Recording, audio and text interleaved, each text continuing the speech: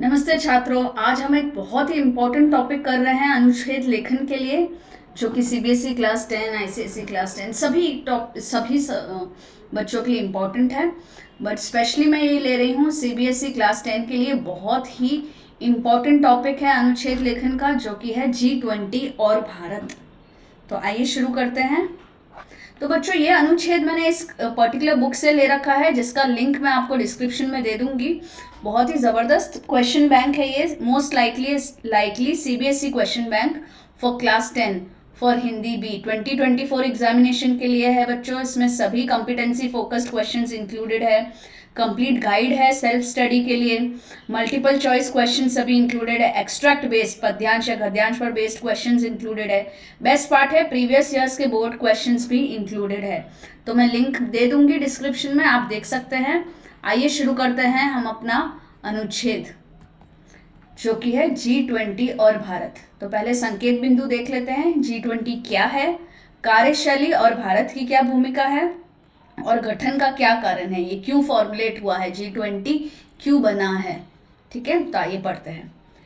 वैश्विक अर्थव्यवस्था के महत्वपूर्ण मुद्दों पर चर्चा के लिए महत्वपूर्ण औद्योगिक और विकासशील अर्थव्यवस्थाओं को साथ लाने के लिए 1999 में 20 यानी कि 20 वित्त मंत्रियों और केंद्रीय बैंकों के गवर्नरों का एक समूह यानी ग्रुप स्थापित किया गया था।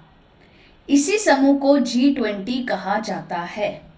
ठीक है, G20 के उद्घाटन बैठक का आयोजन जर्मन और कनाडाई वित्त मंत्रियों की मेजबानी में 15 से 16 दिसंबर 1999 को बर्लिन में किया गया। बच्चों, ये बहुत इंपॉर्टेंट चीज़ है, very very important, so please learn this. ठीक है, ये बहुत ही इंपॉर्टेंट इन्फॉर्मेशन है, प्लीज़ आप इसको याद कीजिए। बहुत ही वायरल टॉपिक है ये, टॉपिक बहुत इंपॉर्टेंट है इस साल के एग्जाम के लिए। यह एक ऐसा समूह जिसमें 19 देशों और यूरोपीय संघ शामिल है। साल में एक बार G20 शिखर सम्मेलन होता है, जिसमें राज्यों के सरकार प्रमुखों के गवर्नमेंट हेड है ना, सभी राज्यों के सरकार प्रमुखों के साथ उन देशों के केंद्रीय बैंक के गवर्नर भी शामिल होते हैं। ठीक है, सम्मेलन में मुख्य रूप से आर्थिक मामलों पर चर्चा होती है। आर्थिक यानी इकोनॉमिक मामलों, मतलब इश्यूज या कंसर्न्स। G20 समूह में अर्जेंटीना, ऑस्ट्रेलिया, ब्राजील, कनाडा, जिसे हिंदी में आप इस तरीके से लिखेंगे, कनाडा नहीं लिखेंगे, कनाडा लिखेंगे, चीन, यूरोपीय संघ, France, Germany, Bharat, Indonesia, Italy, Japan, Mexico, रूस, सऊदी अरब, दक्षिण अफ्रीका, कोरिया गणराज्य, तुर्की, यूनाइटेड किंगडम और संयुक्त राज्य अमेरिका शामिल है।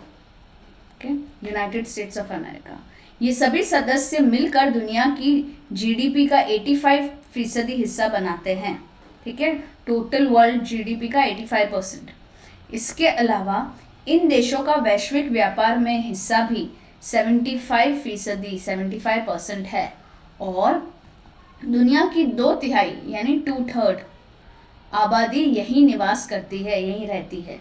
G20 का मुख्य कार्य वैश्विक अर्थव्यवस्था में प्रमुख मुद्दों पर चर्चा करने के लिए व्यवस्थित रूप से महत्वपूर्ण औद्योगिक यानी इंडस्ट्रियल और विकासशील अर्थव्यवस्थाओं को एक साथ लाना है।